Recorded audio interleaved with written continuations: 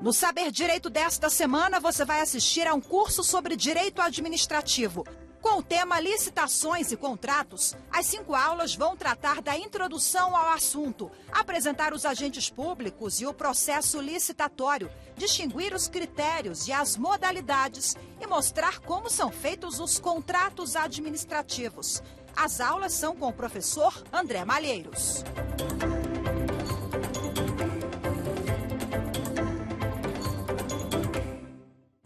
Olá, olá, doutores! Tudo bem? Como vão? Tudo em paz? Vamos para a nossa segunda aula, nosso segundo encontro aqui, trabalhando a nossa nova lei de licitações públicas, a Lei 14.133, de 1º de abril de 2021. No nosso encontro anterior, nós trabalhamos a parte introdutória da lei, falamos daqueles princípios que dão ensejo a uma atuação administrativa, falamos também na aula passada sobre os princípios gerais da licitação, os 22 princípios, né? Citamos os 22 princípios licitatórios, falamos de alguns deles, principalmente o princípio da segregação de funções, eficiência, transparência, publicidade, vinculação ao edital, julgamento objetivo, seleção da proposta mais vantajosa, uma série de princípios trazidos aqui nesse conjunto principiológico da lei.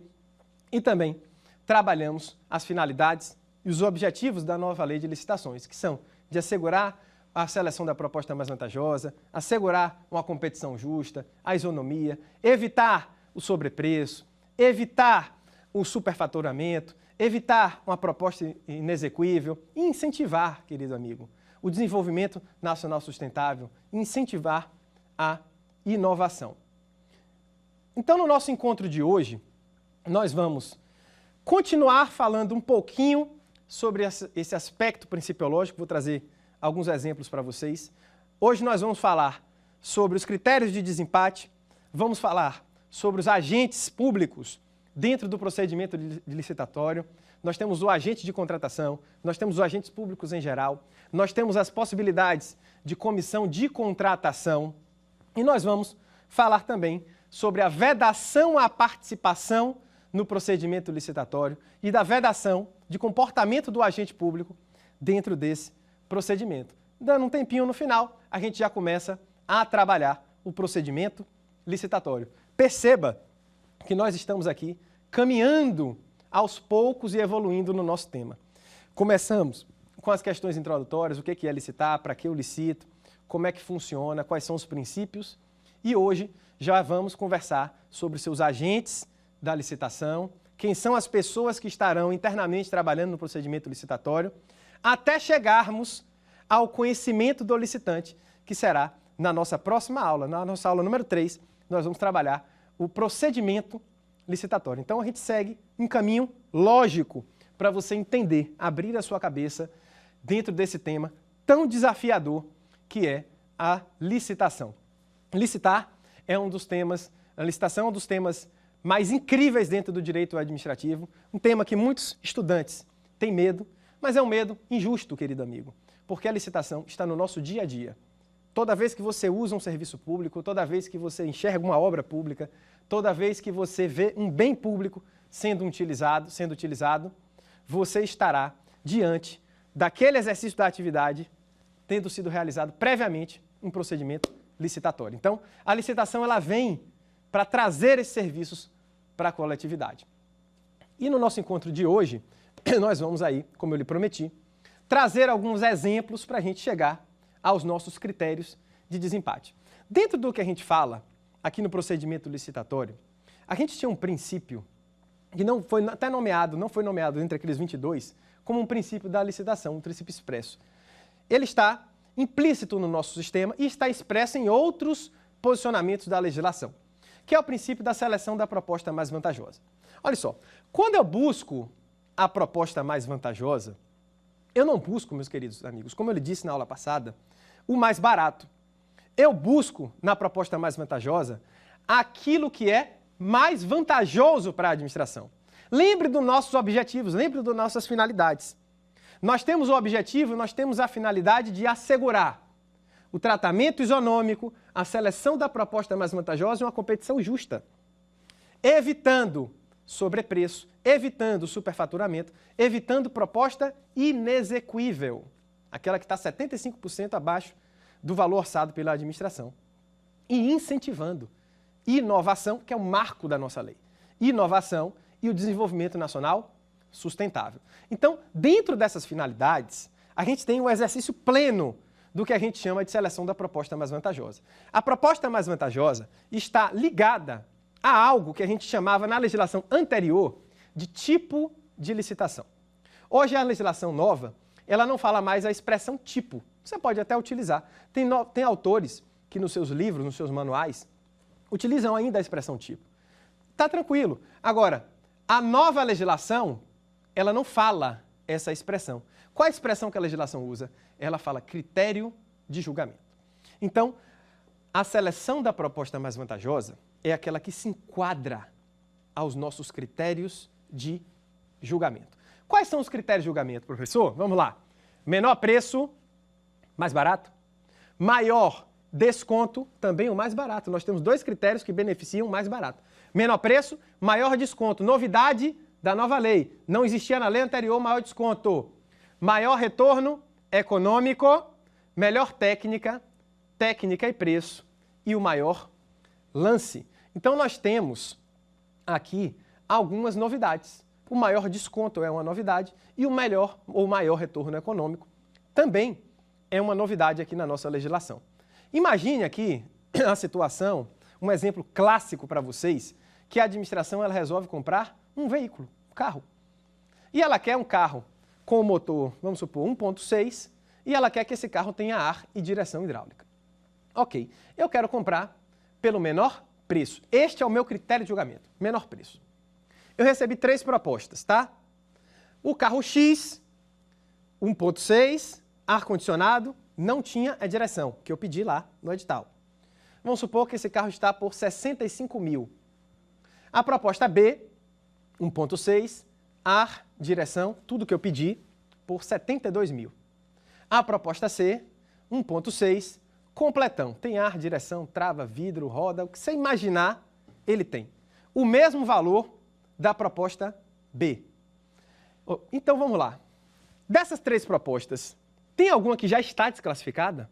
Olha só, a proposta A, ela disse 1.6 ar sem direção, não foi? E o edital me pediu o quê? 1.6 ar, direção. Querido, se ele não trouxe a direção hidráulica, nem usa mais, hoje é elétrica, né? Se ele não trouxe a direção, ele não obedeceu o edital.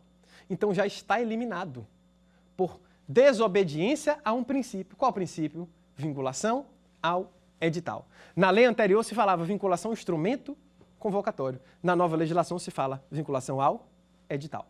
Beleza. Então, a letra A, desclassificada. Por quê? Não obedeceu o edital.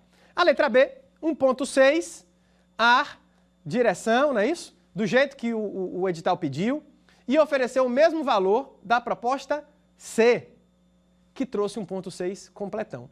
Então, vamos fazer um julgamento aqui. Quem você acha que venceu essa licitação? Ou será que ninguém venceu? Qual é o resultado da licitação? O que você acha aí, amigo? Qual é o resultado da licitação? Letra B, letra C, nenhum dos dois? Olha só, acompanhe aqui comigo. Se o julgamento ele tem que ser objetivo, eu não posso julgar de acordo com a minha preferência. Ah, professor, eu acho que a proposta C, por ser completão, é 1.6, ar, trava, direção, vidro, roda, o que tiver lá, estaciona sozinho, é muito melhor, está no mesmo preço da B, pô. Você disse que queria o menor preço, estão com o mesmo preço e esse traz mais itens. É muito melhor. E aí, eu contrato a C? Não. Ah, então eu contrato a B, né? Porque a B, ela obedeceu certinho o que o edital pediu. O edital pediu 1.6, ar, direção, menor preço. A B trouxe 1.6, ar, direção e o menor preço, que é o mesmo preço da C. O que você acha? Qual o resultado da licitação? Nenhum, nem outro. O resultado é um empate. Meu querido, o julgamento ele é objetivo. Objetivo. Como é que eu julgo de forma objetiva? Os dois são 1.C? São. Os dois têm ar? Tem. Os dois têm direção? Tem. Ah, mas o C trouxe a mais. O que ele traz a mais, tudo bem. Se ele vencer, ele me entrega a mais. O que não se pode, preste atenção, é trazer a menos, que foi o que a proposta A ela fez, ok? Então, todos iguaizinhos, objetivamente, de acordo com o que o edital pediu. Se empatou, o que a gente faz? Desempata. Então, anote, meu querido amigo, minha querida amiga, os critérios de desempate. Vamos lá, ó. Quando a gente fala dos critérios de desempate, os critérios de desempate eles devem ser obedecidos nesta ordem. Eles são sucessivos. Então, quando a gente vai fazer concurso público, quando você for fazer exame de ordem, quando você, se você for servidor público, estiver trabalhando no setor de licitação, se deparar com a situação de empate, siga estritamente esta ordem que eu vou falar para vocês, ok? Vamos lá. Então, quando há um empate, nós temos a seguinte ordem de aplicação dos requisitos. Primeiro critério de desempate, possibilidade de novos lances. Então, quando as propostas elas estão empatadas, que foi o nosso caso, eu vou abrir nova possibilidade de lances aos licitantes. Se for uma licitação do modo de disputa fechado, eles vão novamente entregar novos envelopes, eu vou abrir os novos envelopes, e se as propostas forem iguais de novo, o que eu faço? Eu vou para o meu segundo critério. Segundo critério, avaliação de desempenho contratual prévio. Ah, professor, mas nenhum dos dois licitantes tinha contrato previamente com a administração, então você não tem como avaliar o desempenho. Ou os dois já tinham contrato e os dois são excelentes nos seus contratos. Então, se ficou igual no segundo critério, eu vou para qual? Eu vou para o meu terceiro critério. E o meu terceiro critério de desempate é a ação de equidade entre homens e mulheres. Equilíbrio entre funcionários do sexo masculino e do sexo feminino dentro aqui da empresa que vai vencer a licitação. Então, essas ações de equidade vêm também, olha aí, ó, um respeito ao desenvolvimento nacional sustentável. Quarto critério aqui pra gente, desenvolvimento de ações ou estabelecimento de um programa de integridade dentro da empresa, o famoso compliance. Então, nós temos aí, a princípio, 4 critérios. Imagine que os licitantes eles empatam nos 4 critérios ainda. Algo que é, assim, praticamente improvável, né? A legislação não parou aí. A legislação evoluiu um pouquinho mais e trouxe o 5º, o 6º, o 7º e o 8º critério. Vamos lá. Qual é o 5º critério? Empresa localizada no órgão que está licitando. Então, se eu estou licitando aqui em Brasília, a empresa que está localizada aqui em Brasília, ela tem essa preferência no critério de desempate. Muitos falam que esse ponto aí traz uma certa inconstitucionalidade, mas, a princípio aqui, o que não é declarado inconstitucional, a gente trata como constitucional. Próximo critério, empresa brasileira. Ah, professor, as duas são brasileiras, ou as duas não são brasileiras. Então, a gente vai para o próximo critério, investimento em tecnologia no país. Ambas investem, estimulam a criação de patentes, a criação de tecnologias brasileira. Isso é desenvolvimento nacional sustentável, isso é desenvolvimento de inovações. É um incentivo que a lei dá. Lembre lá das nossas finalidades. E o 8º critério de desempate, o último critério de desempate, é a redução de gases poluentes, algo ligado, ó, lá ao direito ambiental, à sustentabilidade. Isso também é desenvolvimento nacional sustentável. Isso também é incentivo à inovação. Olhe como a legislação ela se preocupou com esses incentivos à inovação, esses incentivos ao desenvolvimento nacional sustentável. Então vamos recapitular quais são os 8 critérios de desempate que tem que ser nessa ordem? Vamos lá. Primeiro critério, novos lances. Segundo critério, desempenho contratual prévio. Terceiro critério, equidade entre gêneros, né? Equilíbrio entre homens e mulheres. Quarto critério, desenvolvimento de programa de integridade. Quinto critério, empresa na localidade. Sexto critério, empresa brasileira.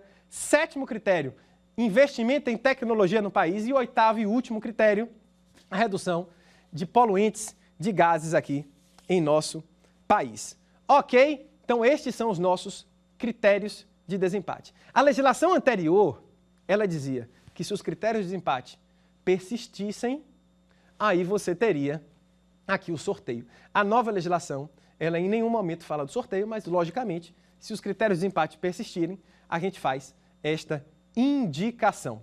Lembrando, os nossos estados, eles podem ter uma legislação própria e legislar com a sua legislação, desde que a legislação estadual, ela seja compatível com os pensamentos da legislação nacional, que é a Lei 14.133. No meu estado mesmo, o estado da Bahia, nós temos uma lei de licitações próprias que, dentre os critérios de desempate da nossa lei, está o desenvolvimento de programas e o incentivo ao combate ao racismo. Lá, a Bahia e Salvador, né, é a cidade mais negra fora da África, no mundo inteiro. Salvador é a cidade mais negra fora da África. Então, lá nós temos a preocupação com esse tipo de comportamento abominável, que é o racismo, e dentro do procedimento licitatório, há um critério de preferência em empate para as empresas que trabalham e incentivam o combate a esta prática tão horrível, né, que é o racismo. Ok? Vamos evoluindo aqui no nosso encontro e vamos falar agora dos agentes públicos na licitação. Vamos lá. Quando a gente fala sobre os agentes públicos na licitação, a gente tem que fazer aqui uma divisão e trabalhar um pouco aqui, porque talvez você esteja acostumado com a legislação anterior. Vamos lá. Na legislação anterior, você tinha a regência do procedimento licitatório trazida pela comissão de licitação. Lá você tinha uma comissão, a comissão tomava conta de tudo. Se um agente da comissão errasse, todos respondiam. Você tinha um procedimento que já caminhava há muitos anos, desde 1993 até hoje, né? Trazido aqui, regido pela comissão de licitação. Agora, com a nova lei de licitações, a gente pegou um pouquinho daquele pensamento que foi trazido pela lei do pregão lá em 2002, a lei 10.520. Como é que o pregão fazia? No pregão você tinha um pregoeiro, você tem, né? O pregoeiro, e o pregoeiro tem uma equipe que apoia ele. O pregoeiro é o chefe, é quem faz a regência da licitação. E ele tem a equipe dele. O que a gente fez aqui na nova lei? A gente pegou esse raciocínio e trouxe para a gente e deu uma ampliada em alguns aspectos. Então vamos lá? Vamos trabalhar aqui como é que funciona, quem são os agentes da licitação, quem são os agentes de contratação e vamos ver se a gente tem comissão ou se não temos. Vamos lá. Olha só, a gente aqui no procedimento licitatório, você tem que perceber o seguinte. Hoje nós teremos a figura de um agente de contratação. Não temos mais, em regra, comissão de licitação. Hoje nós temos um agente de contratação, que é uma autoridade. Essa autoridade, designada pela autoridade máxima do órgão, ela vai ter a obrigação e a função de dar impulso oficial ao procedimento licitatório. Ele vai ter que dar a proatividade ao procedimento, a análise dos documentos, a atribuição das fases de habilitação, classificação, julgamento, vai poder reconsiderar decisões, encaminhar os recursos administrativos, ou seja, trabalhar do início até a homologação do procedimento licitatório. A homologação que é a declaração do vencedor da licitação. Então, a grande função do agente público, o agente de contratação, aqui nesse caso, é fazer o que lá atrás a comissão de licitação ela fazia. O agente de contratação, ele hoje, sozinho, como uma autoridade específica, ele fará toda a regência desse procedimento. Mas aí você pensa, poxa, professor, como é que ele, sozinho, vai fazer toda a regência desse procedimento? Não é muito trabalho para ele, não? Realmente, é muito trabalho para ele. E é por isso que ele tem uma equipe que trabalha com ele. Essa equipe não são de agentes de contratação. A legislação chama eles de agentes públicos. E nós vamos falar aqui dos agentes públicos em geral. Vamos lá. Os agentes públicos em geral, eles são preferencialmente... Escreva aí, querido. Escreva aí, querida. Meu amigo, minha amiga do coração. Escreva aí no seu caderno, por favor. Os agentes públicos em geral, no procedimento licitatório, eles serão, preste atenção, essa é a palavra importante, preferencialmente. Preferencialmente servidores efetivos ou preferencialmente empregados permanentes. Aí você me pergunta, poxa, professor, quem é o servidor efetivo? O servidor efetivo é aquele que passou por concurso público. É aquele servidor que ele está no exercício do cargo público através do concurso público. Só uma dicasinha para você, o efetivo não precisa ser estável. O servidor efetivo, ele pode estar em estágio probatório ou em estabilidade. Por falar no estágio probatório, vamos relembrar? O estágio probatório, que tem duração de 3 anos, e para você ser estável, você deve ser aprovado em uma avaliação especial do desempenho. O que é essa avaliação especial de desempenho? É você cumprir alguns requisitos, né? Você ter assiduidade, capacidade de iniciativa, responsabilidade e subordinação. Requisitos esses, se for no âmbito federal, trazidos pela Lei 8.112 de 90. Então, vamos lá. Quem é que é o agente público em geral aqui no nosso procedimento licitatório? Aqueles que vão auxiliar, que vão estar na equipe junto com o agente de contratação. Eles serão preferencialmente efetivos, pode ser estável ou em estágio probatório, ou empregados permanentes. Quando a legislação ela fala dos empregados permanentes, ela não está falando dos empregados lá da empresa pública ou sociedade de economia mista. Ela está falando daquelas situações, daqueles, geralmente, municípios que não têm lei de servidores. Então, se eu, aqui no meu município, eu não tenho o estatuto do servidor público, este servidor público não pode ficar sem lei para regê-lo. E eu não posso pegar a Lei 8.112 ou a lei do Estado e utilizar para um servidor municipal. Por quê? Porque a Lei 8.112 é a lei de servidor federal, só para federal. A lei do Estado é para o servidor estadual, só para os servidores do Estado. E o município tem que ter a sua lei própria. Se o município não tiver a lei, como é que esse servidor ele vai se comportar? O que rege o comportamento dele? Ele será regido pelos aspectos constitucionais trazidos ali do artigo 37 ao 42 da Constituição, junto com o artigo 7º que fala dos direitos trabalhistas, junto com a CLT.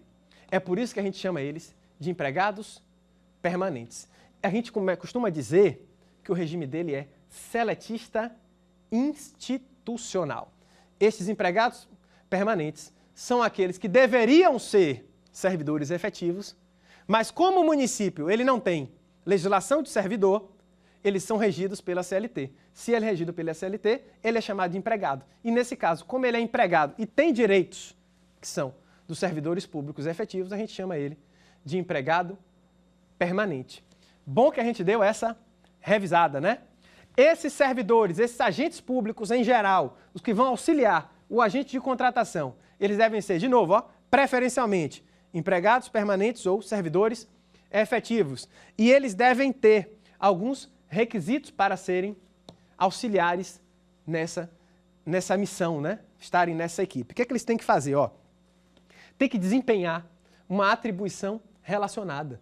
Trabalhar em um setor que seja um setor de licitação, um setor que tenha relação com o que é licitar, o que é fiscalizar um contrato, o que é reger um contrato administrativo. Então, atribuição relacionada é um dos requisitos para você ser desta equipe. Segundo requisito, formação compatível. Sou formado em Direito, professor. Posso compor a equipe que vai auxiliar o agente de contratação? Pode. Formado em Direito, Contabilidade, são formações que são compatíveis com o procedimento licitatório. Próximo requisito, qualificação atestada. Preste atenção, você que vai fazer concurso, qualificação atestada por escola de governo. Aqui nós temos já um indicativo que se fala de que o Tribunal de Contas da União ele vai fazer um curso para treinar, né, os servidores do país inteiro. Mas enquanto não temos, não podemos garantir nada. O que nós temos que dizer é o que está escrito em lei. O que a lei exige para você ser da equipe que auxilia o agente de contratação, ou então para você ser um agente de contratação, você ter uma qualificação atestada por escola de governo. Isso seria um curso de formação, com um diploma atestado por uma escola de governo. A própria administração lhe ministrando, né, lhe fornecendo este curso de formação em licitações e contratos. Você que for servidor público, aí municipal, estadual ou até servidor federal, você que quiser trabalhar em licitações, seja muito bem-vindo a estes cursos, viu? Eles são interessantíssimos e eles vão lhe treinar para trazer estas diferenças na prática, nas miudezas que são os procedimentos, principalmente aqueles procedimentos internos trazidos aqui dentro do procedimento licitatório. E o servidor público ele não pode ter vínculo, ou vínculo de parentesco com os licitantes, ou vínculo contratual. Isso aqui é uma coisa interessante. Por quê? Porque o vínculo de parentesco, ele já era pacificado pela súmula vinculante número 13, né? Vocês sabem que quando é súmula vinculante, é bom chamar a atenção, né? Quando é súmula vinculante somente é do Supremo Tribunal Federal. Os outros tribunais fazem súmula, mas vinculante somente o Supremo, beleza. E a súmula vinculante número 13, ela diz sobre as regras do nepotismo, que é a nomeação de parentes, né? Qual é o alcance que a súmula vinculante número 13, ela dá a essa nomeação de parentes? Parentes até o terceiro grau, que pode ser pai, mãe, avô, avó, tio, tia, não é isso? Filhos, agora, primos, que é o que cai em prova, primo ou prima, primo é quarto grau. Então, primo pode ser nomeado, você pode ter aí, dentro de um procedimento, trazendo aqui para a licitação, uma licitação no qual você seja da equipe e seu primo seja um licitante. Agora, se você é não da comissão, né, da equipe que está trabalhando com o agente público, com o agente de contratação, se você está na equipe e o seu pai é um licitante, você não pode participar. Sua mãe é licitante, você não pode participar. Seu filho, seu tio, seu avô é licitante, você não pode participar. Então, essa vedação, a participação do agente público, aquele que auxilia, aquele que está na equipe junto com o agente de contratação, ela vai alcançar os parentes até o terceiro grau. E alcança também, a lei ampliou um pouco mais, né, naquele entendimento da súmula vinculante número 13, ela alcança também as relações de vínculo contratual. Vínculo contratual, às vezes trabalhista, às vezes comercial. Então, a gente pode ter vínculos contratuais. Eu sou da equipe que trabalha aqui na licitação e eu tenho uma empresa com o José. E José quer ser licitante. Será que eu posso ser da equipe que vai julgar, que vai administrar aquele procedimento licitatório, sendo José o meu sócio e participante da licitação?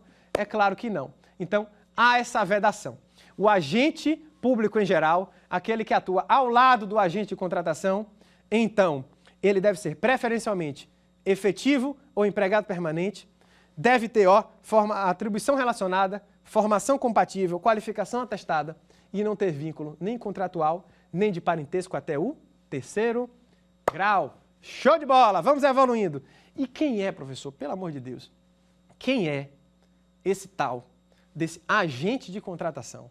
É o cara que vai tomar conta, né, de tudo. Quem é essa pessoa que vai fazer o trâmite licitatório e assumir como se ele fosse o protagonista, né? Porque quem está na equipe somente o auxilia. Quem é esse? Olha só, anote no seu caderninho, no seu computador, onde você estiver anotando, e não se esqueça, olha que coisa, olha a diferença. E para o concurso público, para o seu exame de ordem, vai ser importante. Veja só, ó, o agente que ia auxiliar, ele era preferencialmente efetivo, não é isso? Ou empregado permanente. O agente de contratação, o que vai tomar a frente, ele tem que ser servidor efetivo. Tem que ser servidor efetivo. E aqueles requisitos que nós falamos, ter qualificação atestada, atribuição relacionada, não ter vínculo de parentesco, formação compatível, todos aqueles requisitos também se aplicam a ele. Por quê? Porque o agente de contratação, ele vai substituir aquilo que a gente chamava de comissão de licitação. Então, hoje, a regra no procedimento licitatório, pela nova lei de licitações, é que esse procedimento, ele seja regido, ele seja levado, ele seja exercido por essa autoridade que é o agente de contratação. Agente de contratação nomeado pela autoridade competente, pela autoridade máxima do órgão, ele, a partir dessa nomeação, ele vai fazer todo o exercício do procedimento, dar impulso oficial, dar os posicionamentos, reconsiderar decisões, remeter os recursos administrativos, ele vai cuidar de todo o procedimento legal da licitação até a sua homologação, que é quando a gente tem a declaração do vencedor da licitação. Então, esse agente de contratação, como ele é uma pessoa sozinho, ele vai ser auxiliado pela sua equipe de apoio, tá? essa equipe de apoio, que são aqueles agentes que a gente tratou primeiramente aqui na nossa aula. E uma coisa importante, em caso de erro, em caso de falha aqui no procedimento licitatório, a responsabilidade, isso que vai cair na sua prova, a responsabilidade será individual. A responsabilidade por falhas, por erros no procedimento licitatório, será individual do agente de contratação. O agente de contratação, ele responde individualmente pelas falhas no procedimento licitatório. Então, antigamente, a gente tinha esse procedimento trazido para a comissão de licitação e na comissão a gente tinha um procedimento diferente. Quando era uma comissão, a gente tinha uma equipe trabalhando junto e a falha de um era a falha de todos. Hoje o procedimento ele é diferente. A falha do conjunto, seja até da equipe que trabalha junto com o agente de contratação, não gera a responsabilidade a princípio para aquela pessoa da equipe, para aquele agente público em geral. A responsabilidade ela será do agente de contratação. Então a responsabilidade ele é individual, mas nós temos uma proteção para ele. Ele não responderá individualmente se ele for induzido ao erro. Se o agente público, o agente de contratação, ele provar que ele foi induzido ao erro, que tinha, por exemplo, um parecer que dizia que ele podia fazer aquilo, que um agente da licitação, a pessoa da equipe, mostrou uma certidão para ele e que o retrato da certidão parecia muito com a veracidade, aí ele pode provar que houve aí uma indução ao erro trazido por alguém da equipe e, nesse caso, ele afasta a sua responsabilização. Então, ele responde de forma individual e há o afastamento da responsabilização em caso de indução ao erro. Lembrando aqui um detalhezinho para vocês. Vamos lá. Aqui, meus queridos amigos, nós temos, dentro do procedimento licitatório, uma fase interna. Nessa fase interna, a administração vai fazer uma discussão, hoje se chama de fase preparatória, vai fazer uma discussão do que é, do que precisa, como é que a gente paga, tudo o que a gente precisa para licitar. A partir do momento que essa fase preparatória chega ao seu final, e a administração diz como é que vai pagar, o que ela precisa, como é que vai funcionar, como é a minuta do contrato, a minuta do edital, tudo isso é enviado ao jurídico da administração. O jurídico hoje, ele tem uma obrigação de editar um parecer acerca da legalidade ou ilegalidade daquele procedimento. Então, depois que a administração ela decide que vai licitar, e antes de publicar-se o edital, aquilo vai passar pela análise do jurídico. E o jurídico vai dizer, dentro de um parecer, pode licitar, não pode licitar. Esse parecer jurídico ele pode ser dispensado pela administração por ato da autoridade máxima ou então situação de baixo valor. Agora veja, imagine que eu, agente de contratação, eu vi o parecer e o parecer me disse que era para licitar. E depois, mais na frente, durante o curso do procedimento licitatório, ou então quando se divulgou o edital, um cidadão impugnou o edital, que o prazo é de até 3 dias úteis, ele impugnou o edital e, na impugnação, ele comprovou que o edital estava errado. Imagine aqui, querido amigo, querida amiga, como é que eu faço? Como é que há a minha responsabilização? Veja que eu não pratiquei o ato, a ilegalidade, porque eu me baseei no parecer. Então, a regra é de que eu não respondo. Por quê? Porque eu fui induzido ao erro. A pergunta que você faz é, e o parecerista, ele responde? O parecerista, ele somente responderá se a atuação no parecer for uma atuação considerada erro grosseiro com a presença de dolo. Ok? Então, há uma situação em que os tribunais eles estão decidindo se aquilo é possível, se aquilo não é possível. Então, o parecerista ele deu um posicionamento. Você sabe que o parecer é uma peça profissional opinativa e, por ser opinativo, ele não é vinculante. O administrador ele segue se ele quiser. Então, o parecerista, ele a princípio não tem responsabilidade, exceto por situação clara de erro grosseiro. Lembrando aqui algumas situações, ó. Anote, por favor. Se a modalidade licitatória é o pregão, nós não temos o agente, nós temos um sujeito chamado pregoeiro. Se a modalidade licitatória é o leilão, nós não temos o agente, nós temos o sujeito do martelinho, ó. Quem é? O leiloeiro. E aqui, meus queridos amigos, nós temos uma possibilidade, na verdade, duas possibilidades de existência de comissão de licitação. A comissão de licitação, que na legislação anterior ela era regra, hoje ela é exceção. A comissão de licitação, que hoje se chama comissão de contratação, ela será composta por no mínimo 3 membros. Ela terá a responsabilidade solidária, olha que coisa diferente. Quando eu sou o agente de contratação, eu respondo sozinho. Quando é comissão, todos os membros respondem. Quantos membros? No mínimo, 3 membros. E essa comissão, ela será obrigatória na modalidade diálogo competitivo e na modalidade concorrência será facultativa quando o objeto da licitação estiver relacionado a serviços de natureza técnica especial. Ok? Nos casos, queridos, já que eu falei de técnica aqui, nos casos de técnica, é possível que a administração ela componha, junto com o agente ou junto com a comissão, uma banca técnica, e essa banca técnica ela vai dar a valoração para aquele serviço técnico que é oferecido pelo licitante, ok? Então essa banca técnica também terá no mínimo 3 membros e ela pode ter, no caso da administração não ter, aquele profissional que faça a valoração técnica oferecida pelo licitante, eu posso convidar, nomear para a comissão da banca técnica um particular, desde que ele seja renomado e de notória especialização. Ok? Maravilha. Queridos, seguindo o programado aqui, o que é vedado ao agente público? É vedado ao agente público a restrição à competição, a imposição de cláusulas que elas façam uma redução do procedimento, uma redução do caráter competitivo. A gente chama isso de direcionamento de licitação. É extremamente vedado ao agente público, principalmente aquele que está trabalhando nas fases preparatórias, aquele que está elaborando o edital, criar cláusulas que restringam o procedimento licitatório.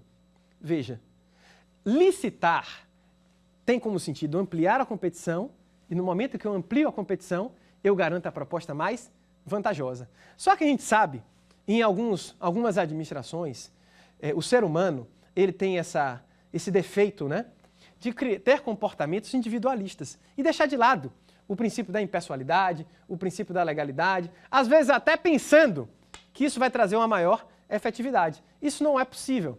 Então não posso criar cláusulas que restringam o caráter competitivo da licitação.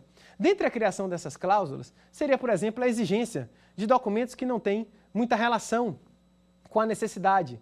Aí entra, por exemplo, o princípio da razoabilidade. Já foi objeto de prova, olha aí, ó, os amigos que fazem exame de ordem, os amigos que fazem concurso público, já foi objeto de prova. A administração quer construir uma ponte de 20 metros, você, licitante, já fez uma ponte de 50 e a administração exigiu que você comprovasse a capacidade técnica de fazer uma de 100. Ué, se você já fez uma de 50 e ele quer uma de 20, não há razoabilidade, não há proporcionalidade em pedir uma capacidade técnica de uma ponte de 100. Então, nesse caso, o que o administrador fez? Ele restringiu a competição. Ocorre que existem momentos em que a restrição ela pode ser justificada. Deixa eu contar um caso. Uma vez eu advoguei numa situação em que um cliente me procurou, ele tinha uma construtora, e ele ia participar da construção de um prédio de um tribunal lá na Bahia. E o prédio era todo construído, segundo o projeto básico e o projeto executivo, todo em estrutura de ferro, estrutura de metal, né? Uma vez eu dei aula para os engenheiros, falei estrutura de ferro, o pessoal só faltou me matar. A estrutura de metal, estrutura metálica. Desculpe os engenheiros que estão nos assistindo. Vamos lá. Estrutura toda de metal.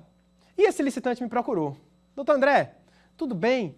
Eu quero que você me faça participar dessa licitação, eu quero impugnar esse edital, porque ele exigiu que eu entregasse um documento, que eu tenho capacidade técnica de construção de estrutura de metal, mas eu nunca construí nessa estrutura. O que eu digo para ele? Ué, se o edital pediu, você não se enquadra a ele, você não pode licitar. Ah, professor, mas aí não há restrição da licitação? Ah, mas nesse caso é justificada. Preste atenção. O projeto todo foi com aquela estrutura. Você acha justo, por exemplo, que a administração ela mude todo o projeto porque meu cliente queria participar? Claro que não. Você acha justo que a administração despreze esse requisito técnico, essa certidão de capacidade técnica, esse laudo de capacidade técnica, e aceite que uma pessoa construa um prédio de um tribunal pela primeira vez em estrutura metálica? É claro que não. Então, nesse caso, a restrição ela é o quê? Justificada. Então, ponha na cabeça. As restrições elas podem ocorrer desde que sejam justificadas. Razoabilidade e proporcionalidade. São os princípios que respondem tanto o primeiro exemplo quanto o segundo exemplo. Eu não posso criar cláusulas que restringam a competição, como, por exemplo, a exigência de uma certa marca, a não ser que eu justifique. Falamos no bloco passado, padronização, necessidade de manutenção da garantia, mas eu posso, posicionamento do Tribunal de Contas da União há muito tempo, eu posso dizer a marca do produto para que ele sirva de referência ao que eu quero adquirir, desde que eu aceite produtos similares. Ok? Então essas são as vedações ao comportamento do agente público aqui. Não posso criar cláusulas que gerem preferências, facilitar, né, os direcionamentos de licitação.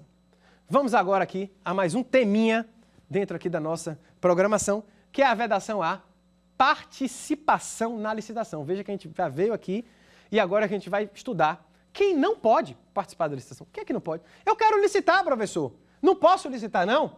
Não pode, não. Se você for um desses aqui que eu vou dizer para vocês. Olha só, não pode licitar quem for autor do anteprojeto, projeto básico ou projeto executivo. Vem cá, velho.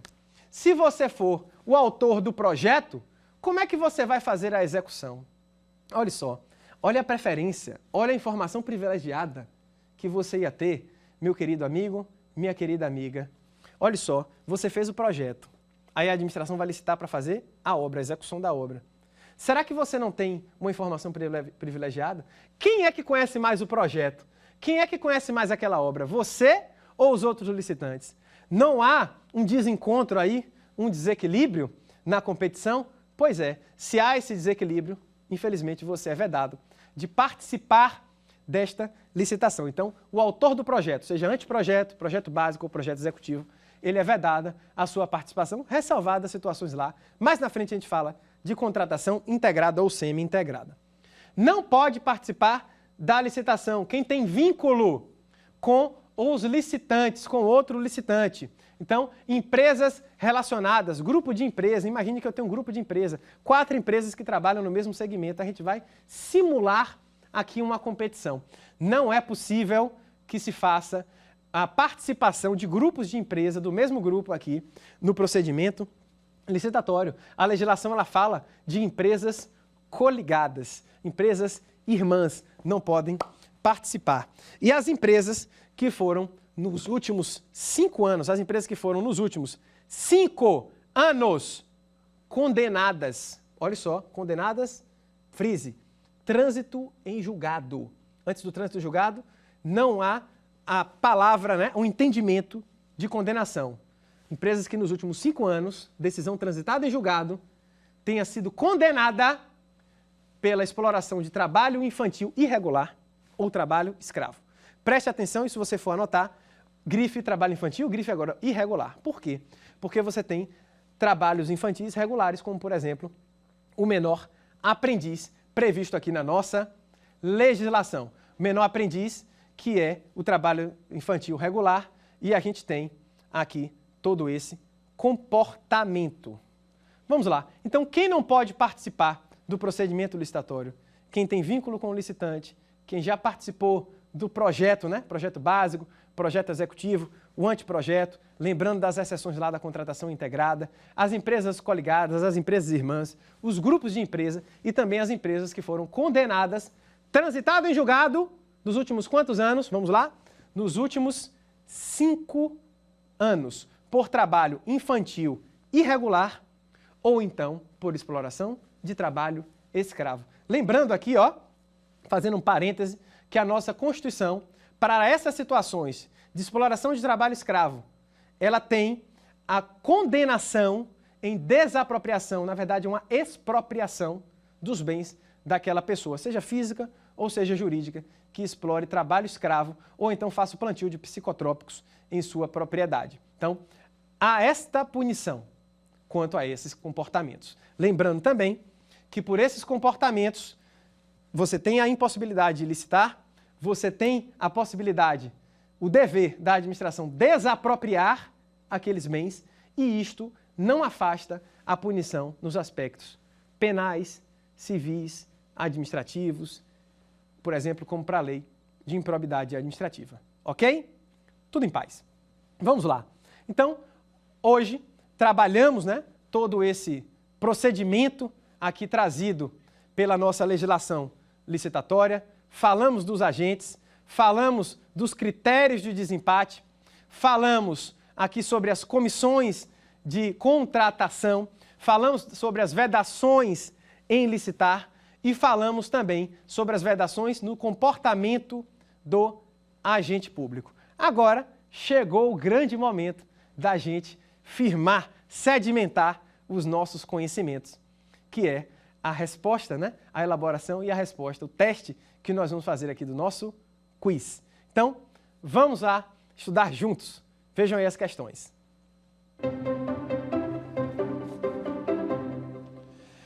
Vamos para a primeira questão e a primeira questão vai falar: assinale a alternativa correta.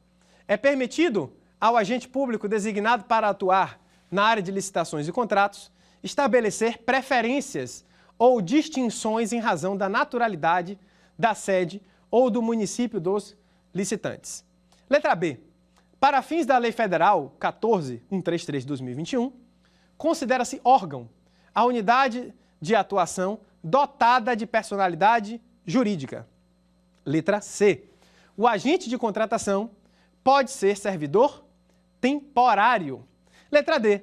A licitação será conduzida por agente de contratação, pessoa designada pela autoridade competente entre os servidores efetivos ou empregados públicos dos quadros permanentes da administração pública, para tomar decisões, acompanhar o trâmite da licitação, dar impulso ao procedimento licitatório e executar quaisquer outras atividades necessárias ao bom andamento do certame até a sua homologação.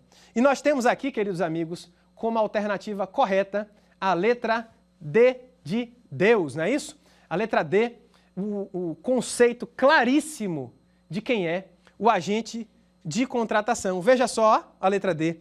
A licitação será conduzida por agente de contratação, pessoa designada pela autoridade competente, entre servidores efetivos ou empregados públicos dos quadros permanentes da administração pública, para tomar decisões, acompanhar o trâmite da licitação, dar impulso ao procedimento licitatório e executar quaisquer outras atividades necessárias ao bom andamento do certame até a sua homologação. Foi justamente isso que a gente estudou hoje.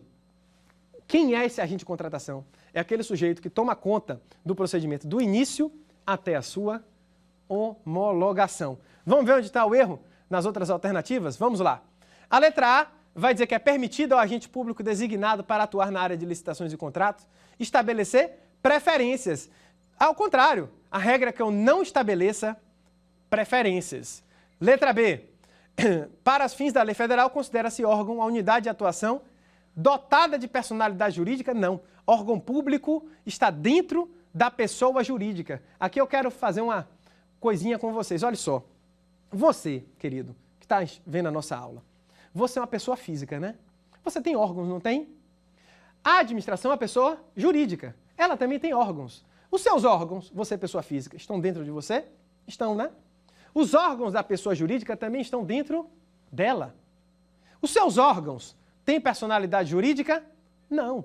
Os órgãos da administração também não terão personalidade jurídica. Então, o órgão público não tem bens, não tem responsabilidade, não tem pessoal. Em regra, não tem capacidade processual, porque órgão não é pessoa. A definição de órgão encontra-se aqui na Lei de Licitações e encontra-se também no Decreto-Lei 200 de 1967, que vai dizer que órgão público é unidade de atuação, olha aí, destituído de personalidade jurídica. Vamos para a próxima alternativa. O agente de contratação, ele vai dizer aqui, o agente de contratação pode ser servidor temporário. Não é temporário, ele é permanente. E agora a nossa próxima questão. Vamos lá.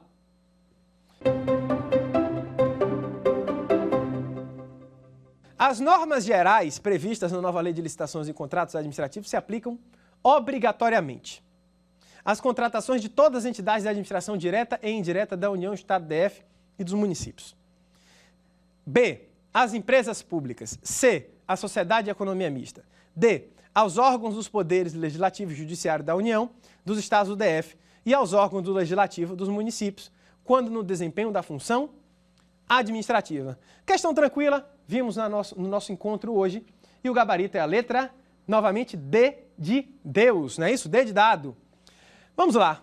Os órgãos, a nova lei de licitação, ela se aplica obrigatoriamente, letra D, aos órgãos dos poderes legislativo e judiciário da União, dos estados do DF e aos órgãos do legislativo dos municípios, quanto no desempenho da função administrativa. Lembra que nós falamos atividade típica e aqui, no legislativo e no judiciário, a atividade atípica. Então, o judiciário e o legislativo, eles também licitam. A nova lei de licitações se aplica perfeitamente a estes poderes. Vamos ver onde está o erro nas outras alternativas? Vamos lá, uma a uma. A questão aqui me perguntou sobre a aplicação obrigatória da lei, né? E a letra A vai me dizer, a contratações de todas as entidades da administração direta e indireta. Não se aplica a todas as entidades da administração direta e indireta. Por quê? Na direta, sim. Na indireta, não. Por que não? Porque na indireta, nós temos a empresa pública e nós temos também a sociedade de economia mista, que já responde aqui o erro da B e da C. Por quê? Porque tanto na administração indireta, focada nas empresas estatais, empresa pública e sociedade de economia mista, o procedimento licitatório aplicável a eles é a lei das estatais, lei própria. A nova lei de licitações, ela somente se aplicará em caso de omissão. Então, queridos, o gabarito mesmo é a nossa letra D de Deus. Vamos para a nossa próxima questão.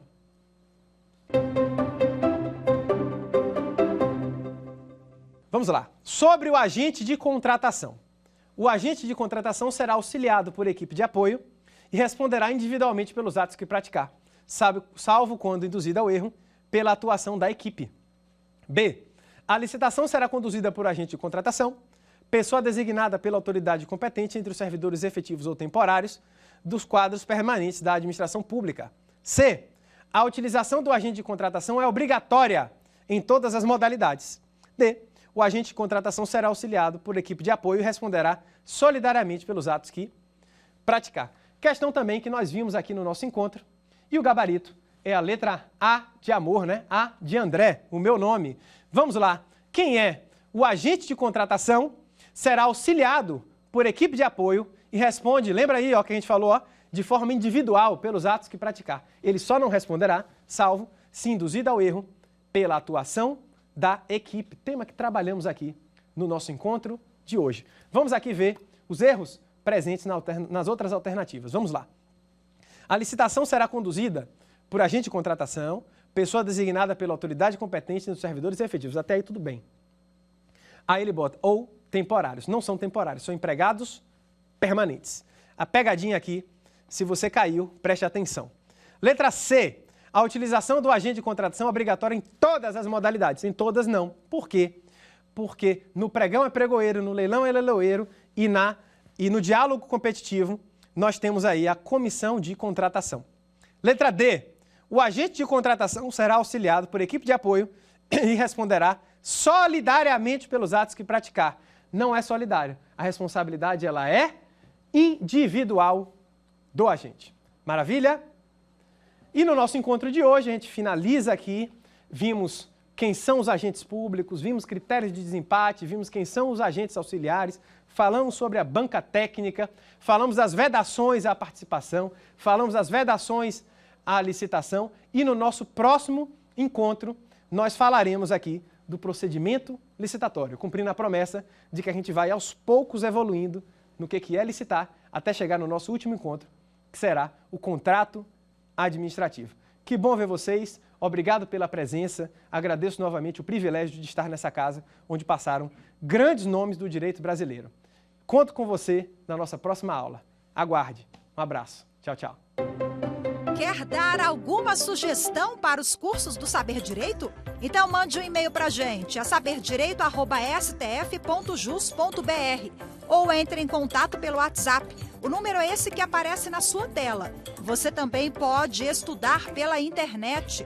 Acesse o nosso site tvjustiça.jus.br ou pode rever as aulas no canal do YouTube TV Justiça Oficial.